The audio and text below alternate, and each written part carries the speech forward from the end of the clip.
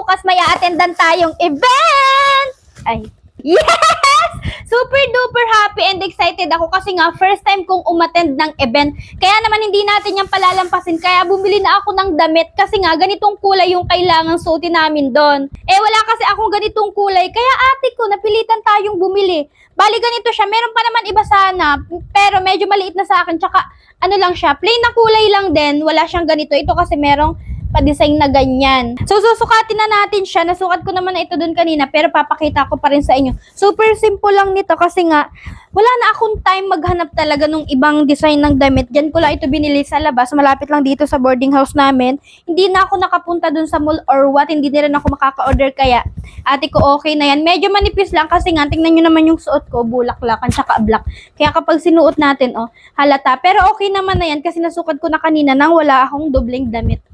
Ate, ang saya ko. Ay, bali nag 50-50 nga ako kung attend ako or hindi kasi nga medyo malayo dito sa Antipolo kasi siya. And first time kong magbiyahe na mag-isa na naman. Kasi dati, baga nagbiyahe na ako papuntang Bicol mag-isa. Pero ngayon mag-isa pero sa ibang lugar naman. And ang pupuntahan ko'y event. Kaya super duper happy. Thank you Lord and thank you po sa nag-invite. Thank you so much din po sa inyong lahat. So balik na tayo dito. Okay naman siya and magpapantalo na lang ako sa baba. Syempre bumili na rin ako nito kasi alam nyo naman di ako sanay sa biyahe na ganun-ganun ako. Kaya sana may survive ko yung pagbabiyahe kong mag-isa.